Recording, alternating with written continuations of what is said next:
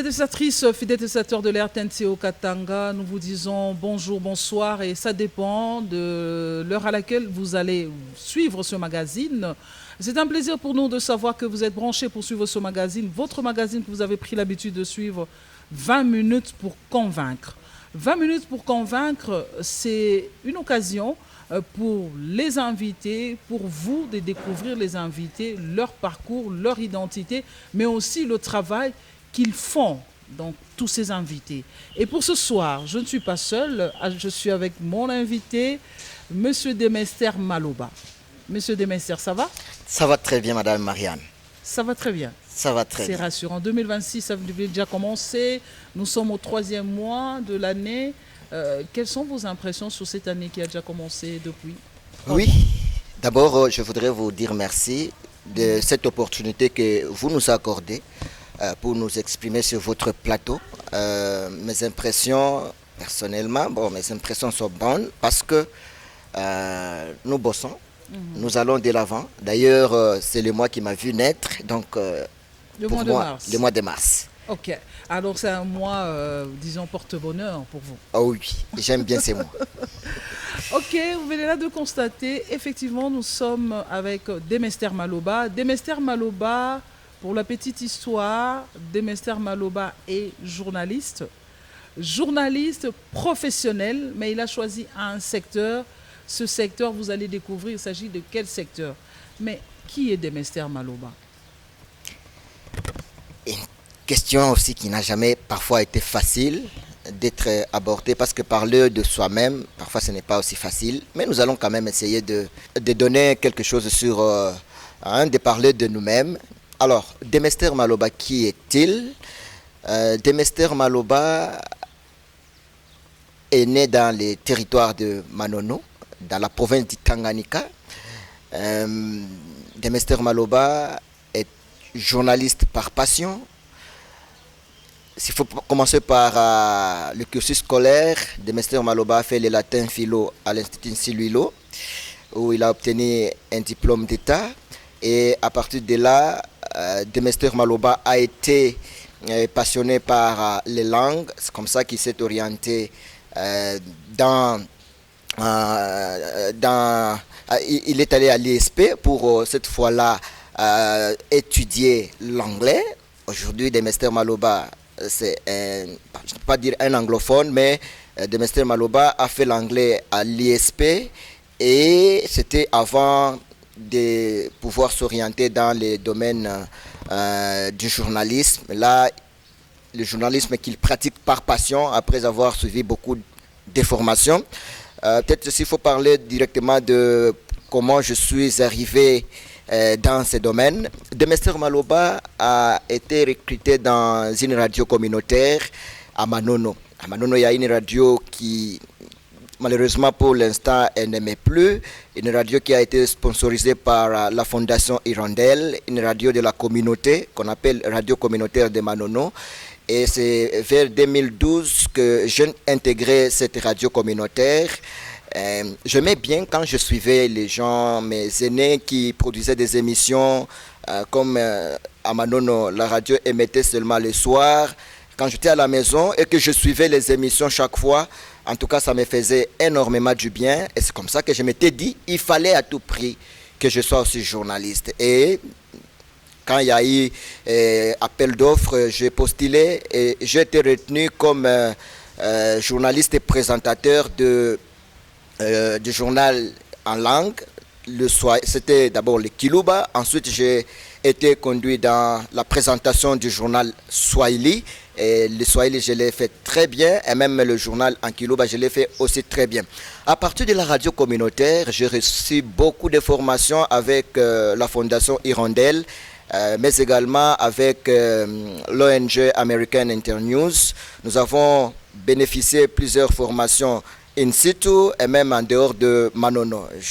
Avant que je ne sois installé officiellement ici à Lubumbashi, j'ai fait des formations ici à Lubumbashi grâce à la Fondation Hirondelle qui nous a amenés ici. J'ai fait des formations à Kalemi. Nous sommes allés même à Kinshasa pour suivre des formations sur le journalisme. Donc nous avons été renforcés en capacité sur l'éthique et la déontologie du journaliste. Et donc à partir déjà de 2012, je savais qui est journaliste et je l'ai fait très bien. Et les gens s'étonnaient.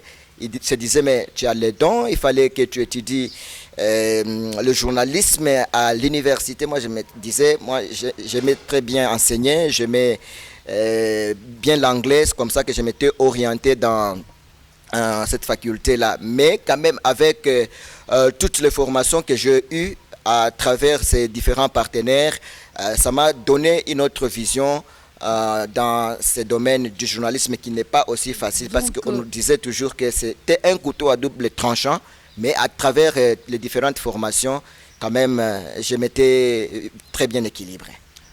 Tu étais très bien équilibré, tu t'es très bien équilibré. Demester Maloba, ça signifie tu es un produit de la province du Tanganyika. Bien évidemment. Un produit de la province du Tanganyika, mais qui émerge aujourd'hui dans le Haut-Katanga, précisément dans la ville de Lubumbashi. Comment expliquer ça? Ça n'a pas été facile et même jusqu'à maintenant, il y a des gens qui me posent la question, qu'est-ce qui est arrivé pour que tu te retrouves aujourd'hui dans la deuxième ville de la RDC? Moi, je me suis dit, c'est aussi l'effet du courage parce qu'il y a des gens qui n'ont pas le courage. Ça, je peux l'avouer. Pour moi, personnellement, c'était l'effet du courage. Quand j'ai quitté Manono, je suis arrivé ici en 2014. Et là, directement, je m'étais orienté dans un média de la place, c'est Nyota Télévision, où je suis allé effectuer mon stage de professionnalisation. Et là, ce n'était pas facile que je sois reçu. Parce que j'avais d'abord écrit moi-même, il fallait demander les stages. Malheureusement, quand j'ai écrit, ils m'ont vraiment fait marcher. J'ai demandé à monsieur, à l'époque c'était monsieur Guillaume Kazadi qui gérait la rédaction. J'ai écrit, il m'a reçu, il a dit, mais petit, tu ne sauras pas ici, c'est quand même Nyota. Et à l'époque là, Nyota avait quand même du poids et Nyota émergeait.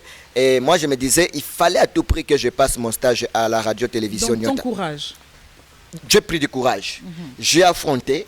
Et malgré le découragement, et après, M. Guillaume a constaté qu'il y avait du courage en moi. Et c'est comme ça qu'il m'a... La détermination. C'est comme ça qu'il m'a demandé d'aller rencontrer monsieur...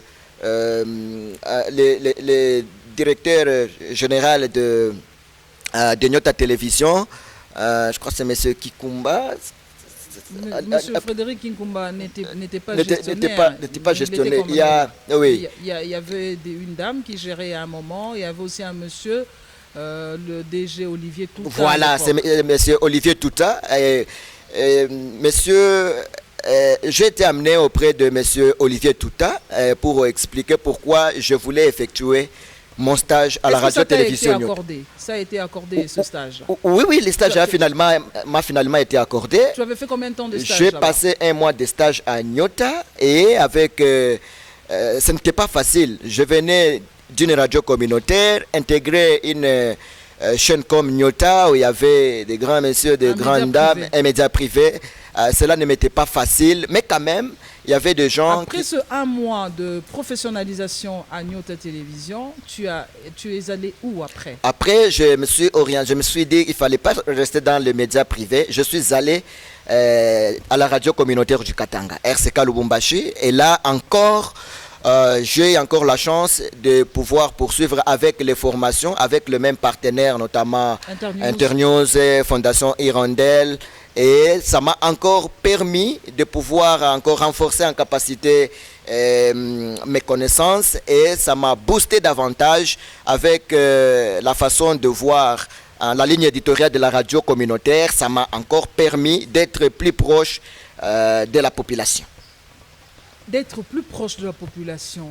Aujourd'hui, Demester Maloba, qui a fait l'anglais à l'ISP, est aujourd'hui journaliste. Donc, si nous comptons les années, c'est pratiquement 14 ans. Ça fait 14 ans que tu es dans la presse. Oui, bien sûr. 14 ans dans la presse. qu'est-ce que tu as bénéficié de ces 14 ans dans la presse? Qu'est-ce qui a été bon pour toi et qu'est-ce qui n'est pas bon pour toi? En tout cas, ce qui a été bon pour moi pendant les 14 années, c'est d'abord, j'ai découvert beaucoup de choses. J'ai été en contact avec plusieurs personnalités, parce que ce n'est pas facile parfois de s'approcher auprès du gouverneur, de s'approcher auprès des ministres. Il y a vraiment des hautes personnalités à travers cette profession que j'ai pu rencontrer. Bon côté. Des bons côtés. Ça, c'est les bons côtés. Les mauvais côtés, ce sont 14 ans. Il y a des sujets parfois qu'on aborde qui sont sensibles. Ce sont des menaces. Quand tu abordes un sujet sensible, il y a des gens qui vous appellent, mais pourquoi tu as parlé ça? Pourquoi tu as abordé tel sujet? Et donc, vous sentez qu'il y a des menaces, mais on n'a pas cédé à des intimidations, malgré qu'il y a eu des menaces, mais au moins, on est resté professionnel. Parce que quand on est professionnel, il y a moins de chances que l'on soit arrêté. Ça, c'est ce que je retiens. Mais si on n'est pas professionnel, à tout moment, on peut être ramassé et être arrêté. Donc, ça, c'est les mauvais côtés tu as déjà été arrêté pendant tes 14 ans, arrêté ou interpellé par les différents services de sécurité? Oui, j'ai été interpellé à Manono quand j'ai produit une information qui n'avait pas plu. Malheureusement, c'était le parquet qui nous avait... quelqu'un est allé auprès du parquet et puis nous avons été arrêtés. Bon, pour quelques heures seulement, il y a eu beaucoup d'appels au niveau national. Il y a eu c'est ça qui avait été contacté. Il y avait les jeunes et quand le parquet a eu beaucoup d'appels, c'est comme ça qu'ils se sont dit non, on nous avait relâché directement. Vous étiez nombreux ou bien tu étais seul? Non, on était 2 personnes seulement. 2 personnes. Oui. Il s'agissait de quel dossier? On avait produit un journal, un élément du journal qu'on avait diffusé. C'était un conflit parcellaire. Et nous, en tout cas, on était restés professionnels. On avait contacté l'autre source qui était pointée du doigt, malheureusement, qui n'avait pas voulu s'exprimer. Et nous avions utilisé, il y a notre façon d'utiliser l'information lorsque l'autre personne ne veut pas donner son point de vue. C'est comme ça que la personne s'était sentie lésée dans ses droits et s'est dit non, mais on ne peut pas, il ne fallait pas diffuser cette information. Et du coup, il est allé au parquet, nous avons été interpellés. Quelques heures après, nous avons été relâchés. Ok, quelques heures après, relâchés. Mais maintenant, Demester Maloba, journaliste depuis 2012, mais en train d'exercer comme il se doit à Lubumbashi depuis 2014. Donc ça fait 12 ans à Lubumbashi, mais 14 ans dans la profession.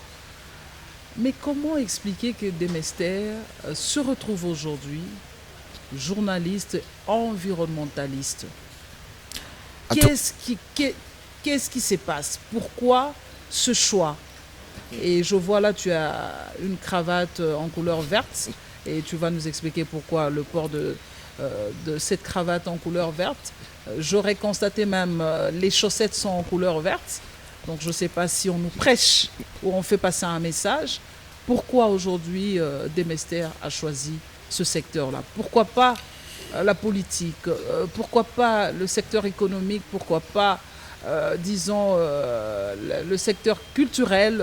Pourquoi pas? En tout cas, Madame Marianne, le choix pour moi de traiter les questions environnementales, ce n'était pas l'effet du hasard, parce que je l'avais constaté depuis la radio communautaire de Manono où j'ai commencé. En fait, il y a eu, à l'époque, je me rappelle, il y a eu l'épidémie de choléra dans la cité. Et il n'y avait pas de gens qui étaient capables de produire des émissions de sensibilisation pour permettre aux gens de très bien comprendre cette épidémie-là.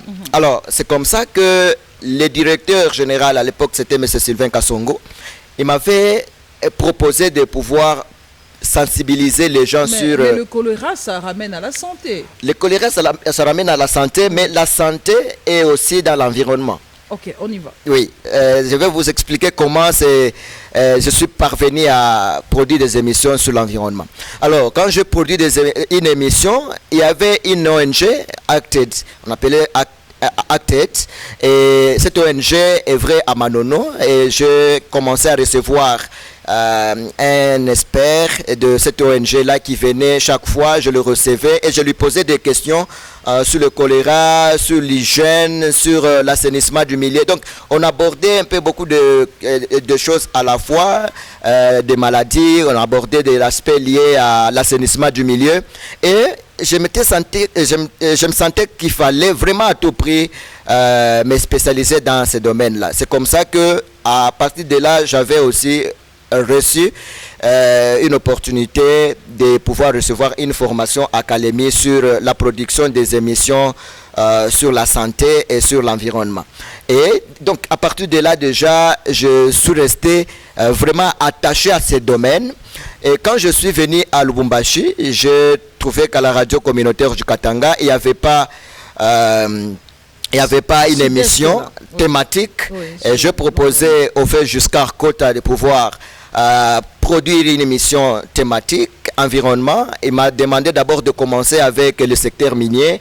J'ai commencé à recevoir des experts. C'est vrai, à l'époque, je n'étais pas vraiment très bien plongé dans la matière, mais je faisais quand même des recherches, et ce sont des recherches qui m'ont permis assez que je puisse avoir une connaissance avant de recevoir quelqu'un, par exemple sur l'exploitation minière. Je fais des recherches, qu'est-ce qui s'est dit, et puis je contacte parce que j'étais à tout moment dans des ateliers, et avec des ateliers, il y avait des notions que je recevais à travers des ateliers, et quand je recevais un invité, ils étaient parfois épatés et étonnés de recevoir et de voir un petit qui le reçoit avec des questions. Mais à l'époque, j'étais un petit. Oui. J'étais un petit, mais la taille. D'ailleurs, à un certain moment, il y a des gens, quand ils voient mes anciennes photos quand j'étais à la RCK, ils rient. Et ils se disent, mais. Et toi-même, tu as quelle réaction quand tu vois toutes ces photos? Quand je vois ça, je dis, parfois, c'est le courage, et parfois, quand Dieu accompagne la chose, en tout cas, il y a toujours la satisfaction. Quand je vois les anciennes photos là, parfois, je suis très étonné. Et quand les grandes personnes que je recevais me voyaient, mais ils se disaient, est-ce que ce petit sera capable de poser vraiment des questions pertinentes pour attirer l'attention de nos auditeurs? Et moi, je me sentais dans ma peau du journaliste. Quand je te reçois, et donc je cherchais, je faisais des recherches pour pouvoir poser des questions pertinentes. Et à la fin de l'émission, vous voyez quelqu'un qui vous serre la main et te dit, mais en tout cas, tu as été à la hauteur. Je dis, mais waouh, ça marche très bien. Et déjà, à partir de là, ça m'a donné encore l'envie de pouvoir me professionnaliser. Et il y avait encore d'autres formations, cette fois-là orientées dans mon domaine de l'environnement. J'ai reçu des formations non seulement ici à Lubumbashi, je suis allé à Kinshasa aussi, encore recevoir des formations. Et il y a d'autres experts qui ont quitté, par exemple, le Cameroun pour venir nous former. Il y a des experts qui ont quitté Kinshasa pour venir nous former. Et à partir de là, ça m'a donné encore le goût de pouvoir me professionnaliser davantage dans le domaine de l'environnement. Et quand je produisais des émissions, je me sentais vraiment très à l'aise parce qu'il y a des autres qui, moi je disais, qui s'embrouillaient dans la politique, il y en a d'autres qui étaient dans la production des émissions sportives, et moi je ne me retrouvais pas dans leur environnement là. Et chaque fois quand il y a une information, on t'appelle, mais viens, il y a par exemple une matinée politique. Je me dis non, moi je ne suis pas vraiment chaud de couvrir des matinées politiques. Vraiment ma vision, c'est produire des émissions environnementales, parce que aujourd'hui l'environnement c'est devenu une actualité au niveau mondial. Quand on parle d'environnement, donc il y a vraiment des leaders qui se réunissent autour de l'environnement. Et quand je regarde aujourd'hui le parcours que j'ai effectué en produisant des émissions, le courage que j'ai eu, j'ai fait les terrains en dehors de la ville, donc ça m'a encore donné une autre façon de voir les choses. Et c'est comme ça que finalement on s'est fait un nom, pas seulement à Lubumbashi. Et aujourd'hui, quand on parle des mestères à Lubumbashi, donc ceux qui sont dans le secteur de l'environnement, ils vous diront qui est des mestères.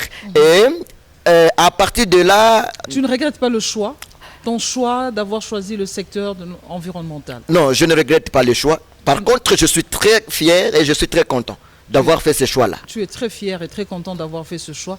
Mais dis-moi, quel lien y a-t-il entre la santé et l'environnement? Parce que tu as dit très bien, Manono, tu as commencé par faire des émissions sur la sensibilisation sur le choléra. Et puis ensuite, le choléra, tu as commencé également à présenter des émissions sur l'environnement. Quel lien entre la santé et l'environnement? Est-ce qu'il y a un lien? Oui, il y a un lien. Je voudrais peut-être pour le commun des mortels, parce que notre objectif, c'est faire comprendre à ceux qui nous suivent l'importance de ce que nous faisons. Je vais vous donner le lien que je voudrais faire ici. Quand vous lisez l'article 53 de la Constitution, l'article stipule que tout Congolais a le droit de vivre dans un environnement sain et propice à son épanouissement. Et quand vous lisez la deuxième partie, l'État a l'obligation de protéger cet environnement. Donc l'État a l'obligation de faire en sorte que sa population vive dans un environnement sain. Aujourd'hui, quand vous parlez de la santé, c'est-à-dire si vous vivez dans un environnement malsain, c'est-à-dire votre santé sera impactée négativement. Voilà la liaison qu'il y a. Il y a beaucoup de choses qui entrent en ligne de compte. Aujourd'hui, quand vous êtes dans un environnement pollué, ça veut dire que directement ça va toucher à votre santé. Voilà pourquoi de la santé à l'environnement, il n'y a qu'un seul pas. C'est comme ça qu'à l'école de santé publique, ils étudient et la santé et l'environnement. Et la santé et l'environnement, lorsqu'on te pose la question aujourd'hui, Demester Maloba, journaliste environnementaliste, comment tu vois la vie de Lubumbashi aujourd'hui, Lubumbashi ou Antanchi? Est-ce une ville où l'environnement est propice et sain pour y vivre? Est-ce Lubumbashi, aujourd'hui c'est des questions. Comment tu réagis? On voit des poubelles à travers des coins. Comment tu réagis? L'environnement de Lubumbashi, il y a encore beaucoup de choses à faire. C'est vrai, les autorités tentent de pouvoir faire quelque chose, mais en tout cas, jusque-là, il n'y a pas de politique de gestion de l'environnement ici à Lubumbashi. Ça, c'est un problème très sérieux parce que ce que nous voyons aujourd'hui, ce sont des actions sporadiques. Ça veut dire, on se réveille, on pose un acte, on pose une action, peut-être pour collecter des immondices, mais il n'y a pas une bonne politique. La politique, ça veut dire, vous planifiez. Qu'est-ce que vous devez faire? C'est la planification. Comment vous devez collecter les déchets, et la collecte doit être très bien canalisée. C'est-à-dire, quand vous collectez, vous jetez les immondices où? La ville de Lubumbashi n'a pas de potoir public, malheureusement. Ça, c'est déjà un danger pour la santé de la communauté. Donc, il faut collecter, il faut transporter. Quand vous regardez le transport des immondices, mais c'est vraiment à découvert, parce que les camions qui transportent les immondices ne sont pas très bien sécurisés. Les déchets sont parfois, il y en a d'autres qui tombent le long du chemin. Chaussée, oui. Et quand on arrive même au dépôt, à ce qui s'appelle dépotoir, là encore c'est encore un problème sérieux pour la santé de la communauté. Et donc il y a la collecte, il y a les transports, il y a même le traitement, parce que les déchets qui sont collectés doivent être traités. Malheureusement, les déchets ne sont pas collectés. Donc Lubumbashi actuellement mérite encore plus. Il faut vraiment penser à la politique de gestion des immondices, de gestion de son environnement. Nous sommes en train de finir déjà ce magazine de ce soir, fidèles téléspectatrices, fidèles téléspectateurs, fidèles followers. Je rappelle que nous sommes en train de recevoir Monsieur Demester Maloba. Nous sommes pratiquement en train de chuter dans quelques minutes dans le cadre de ce magazine 20 minutes pour convaincre. Convainc-nous pourquoi tu es habillé en cravate verte et chaussettes vertes. Quel est le message? Présidente, la cravate ici parfois me cause des problèmes avec mes amis, avec mon environnement. On me pose toujours la question, pourquoi tu mets la cravate verte? Est-ce que tu es entré dans les histoires mystiques? C'est vraiment des genres de questions qu'on me pose. Moi je dis, la cravate ici symbolise mon combat. Ça veut dire, c'est l'écologie, la protection de l'environnement. L'environnement est l'environnement est représenté par la couleur verte. C'est comme ça que quand je mets ça, je me sens très fier. Donc il n'y a rien de mystique, il n'y a rien à mystifier en mettant la cravate verte, les chaussettes vertes. Donc c'est juste en tout cas soutenir mon combat et pouvoir chaque fois quand quelqu'un me voit, il se dit mais il y a un combat que ce monsieur mène et ce combat c'est la protection de l'environnement. Ça signifie de Mester Maloba, puisque vous êtes dans le secteur de l'environnement, tu mettras chaque fois une cravate verte jusqu'à la fin de tes jours. Je te souhaite quand même, je te souhaite une longue vie, plaise à Dieu. Merci. Mais tu mettras chaque fois une cravate verte pour faire passer le message sur l'environnement. Bien évidemment, présidente. Bon, je vous appelle présidente, j'aime bien vous appeler présidente, mais ici, Madame Marianne, en tout cas, je mettrai au moins la couleur verte. Si ce n'est pas la cravate, ça peut être la pochette de mon téléphone, ça peut être le chaussette, ça peut être, en tout cas, au moins, je ne peux pas manquer une couleur verte sur moi, chaque jour. Ok, le message est très bien passé. Des Mester Maloba que nous venons de recevoir. Je rappelle, fidèles téléspectatrices, fidèles téléspectateurs, fidèles followers du magazine 20 minutes convaincre. Je pense qu'il vous a convaincu avec le port de la cravate verte pour ne pas être identifié comme autrefois. On a connu des gens qui mettaient chaque fois la cravate rouge. On ne cite pas le nom, mais je pense que le message est passé. Le message est vraiment passé et que ceux-là qui sont en train de suivre ont compris et comprennent pourquoi tu portes toujours la cravate verte.